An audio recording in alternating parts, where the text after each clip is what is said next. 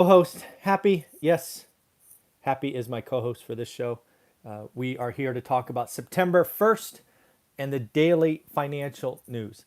Before we do that, though, let's congratulate two more people. Yes, people that are following one rental at a time, people that are doing the work are securing their first or their next rental property. And it gives me great joy. It's really the highlight of the daily financial news show when I can highlight people getting deals done. So, Chris, congratulations for getting a deal done. And Lawrence, congratulations for getting a deal done. Your cards will go in the mail in about 30 minutes or so. So, congratulations for doing that. It is September 1st. The summer is over. The reason I want to bring this up is, we are going to be in the winter pretty soon. And what I mean by that is, it's going to get colder outside. A lot of us have taken vacations, and I think it's time for us to really look at our financial future. If we really have interest in real estate investing, which you probably do at least at some level if you are on this channel, I think it's time to do the work, right? We were lucky enough to interview Ryan and Keisha, I think over the weekend, and they talked about what they were doing and how they were doing the work and getting deals done. I have an entire playlist of students talking about what the course means to them. What you're going to hear, and what I hope you always hear, is it's kind of straightforward. Step 1 is focus, buy box. Step 2 is daily discipline. Step 3 is math. And then we get into the soft stuff of building your network and what is your why. And then we have all of those bonus sections which just keep growing. Just last month we added Airbnb and more stuff coming. So if you are serious about real estate investing, it's time to invest in yourself. The summer is over, right? Labor Day is kind of the end of the party, which I think is this weekend or this Monday. It is time. It is time to get going. So, and yes, we have Happy. Happy's talking this morning. She's squeaking. So that's cool. I'm going to put her down, see if it gets less picked up by the mic. There you go, Happy. All right. So a couple of things I want to talk about today. First and foremost, let's talk about hyperinflation. I have said on this channel many times that we are in a high inflation environment. I've talked about the 70s averaging 8%, the 40s averaging 6%. But some people have heard me say high inflation, and they repeat back hyperinflation. That is not what I'm saying. What I've done is I've collected the 5 examples of hyperinflation. Right? There is high inflation, and then there's hyperinflation. They are not synonyms. They are not anywhere close to the same. So here are the 5 largest examples of hyperinflation. Greece, 1944. Prices doubled every 4.3 days. 4.3 days. Highest monthly inflation, 13,800%. I can't even fathom that, and that's the 5th worst. 13,800%. Germany is often quoted as being the example. Weimar Republic is often thrown around. The U.S. is going to become the Weimar Republic. Well, if you believe that, this is what you are saying. Prices doubled every 3.7 days. I don't see that happening. Again, high inflation is not hyperinflation. Prices doubled every 3.7 days for a highest monthly inflation of 29,500%.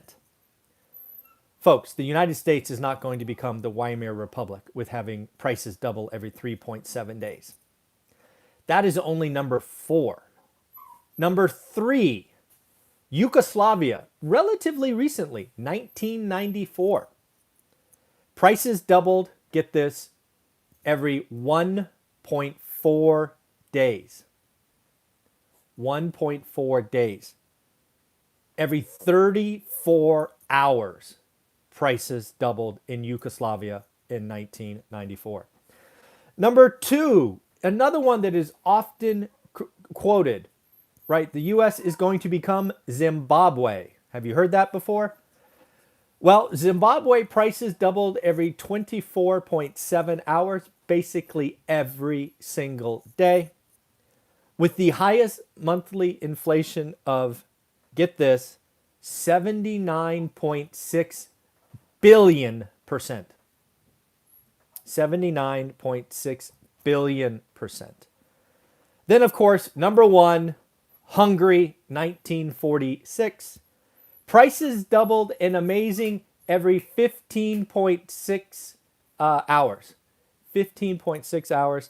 I had to look up this number because I have never seen a number this big. Well, at least I've never had to read a number this big. It went up a highest monthly percent of 13.6 quintillion. Quintillion. So again, the United States is suffering from high inflation, no question. I think it is probably going to end up averaging between the 1940s and 70s, which was 6 and 8%. We're going to be in that range. But let's not take high inflation and start calling it hyperinflation. It is very different. You would not want to experience hyperinflation. Number 5, even prices doubling every 4.3 days. No, thank you. So, all right, so that's that. I just wanted to get that out there because people say hyperinflation and they don't know what they're talking about, right? 6, 7, 8, even 10% inflation is not hyperinflation. It is crazy. All right, so here we go. Big news of the day. Wednesday was the ADP report. Again, the big number of the week is Friday. We get a little sneak peek of the number from the ADP private payroll report. As I've shared in the last 6 months or so, it is a report that has not been very accurate lately, but still of value because it gives us a little peek into what is going on. ADP private payrolls grew 374,000 jobs below the estimate of 600,000. Leisure and hospitality was the largest growth at 201,000 jobs, kind of where you would expect.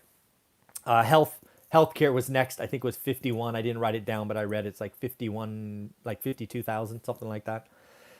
Just to put it in context, the July report had ADP at 326,000, but the end of the month report, again, the one that we expect on Friday, came in at 943,000. So again, pretty big range or delta between them. So again, ADP report is interesting, but really has no indication on what Friday is going to be. Friday is going to be the big number.